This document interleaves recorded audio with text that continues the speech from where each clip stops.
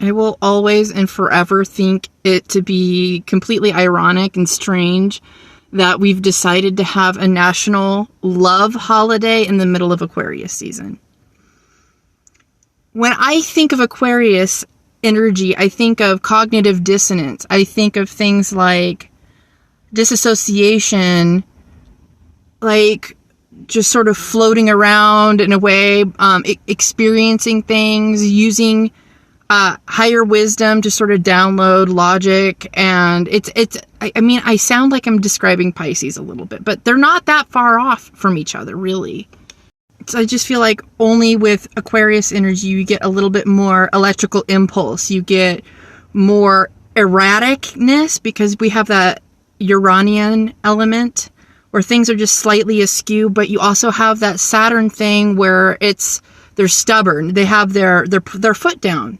Like they just veer left because that's what they want. And, they're kind, but to a point. They have the stopping thing. So it's not as effervescent and freely giving as maybe a Pisces can be. But so I feel like it's really strange to have such a push-pull energy in having a love holiday. It's so cerebral. It's scientific. It doesn't make sense to have hearts and flowers in the middle of this fucking season at all to me.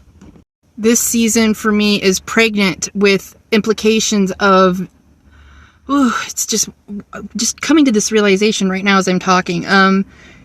My mother's an Aquarius and my father chose to leave our family on Valentine's Day. So this season is incredibly, probably where a lot of my trauma stems from, to be honest. Like, it should be, as far as my chart goes, a pleasant time for belief systems. My Jupiter's in Aquarius, but I feel like the pull to disassociate from my body, from my life, from the present of the moment, like, I feel a real big pull just to sort of intellectually dip. Which means it's taking a lot more concentration when I'm dealing with people to focus on the moment and be present with them in this moment. I like to say for a long time, I was kind of dead physically. I was only living from the neck up where I had such a disassociation from my body that I had to be in physical therapy for 3 years to learn mind-muscle connection. I was hypermobile. I had fallen off a horse when I was 9. Like I had so much energy towards bouncing out of my body and leaving the presence of people while they're staring at me. Like, I can vacate my body and you can't get to me. That's one of my superpowers. Like, I have a invisible wall that I can put up, and I take a lot of my concentration at this age. I'm 38. I work really hard to stay in my body. I work really hard. That's why I'm working out. That's part of what helps. Spiritually, that's one of my ways of escaping. I mean, to this very day, I have a very hard time with dealing with Aquarians. By that I mean Aquarius suns. I just really... here's why. My mom is my biggest bully. I have had my issues with my dad from like distance, silence, neglect in a way, but my mom was also neglect, but she was also mean. She was a straight up bully. Like, I had no rights as a human. She tried to raise me as a man. Just a bunch of things. Like, she was abusive. She would tell me I'm stupid. She wasn't like hitting me or anything, but she was emotionally abusive. So one of my things was just to literally bounce out of my body, and physically I couldn't leave. I was everything but dead.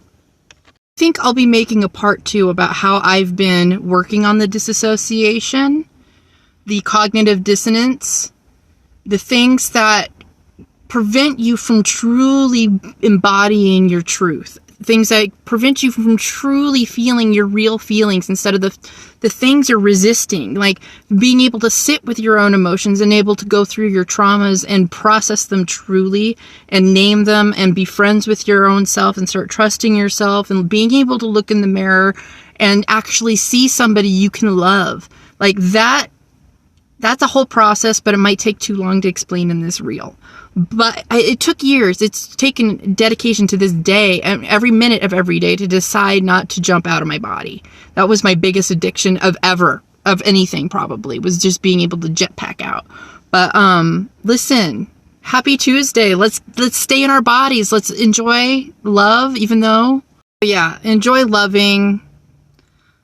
I'm giving myself permission, even though I've had a lot of trauma during this season and a lot of mistrust being sown. I'm going to enjoy the color palette, because that's the easiest, most general way for me to enjoy the holiday, enjoy the season, is to enjoy seeing the pinks and the reds and the heart shapes come up.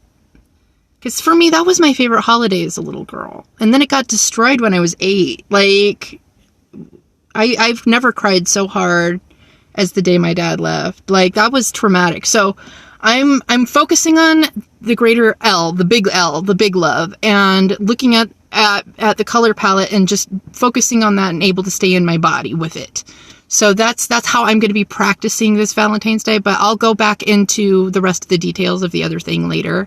I love you guys so much, especially the ones putting out love in this universe. I appreciate you so much.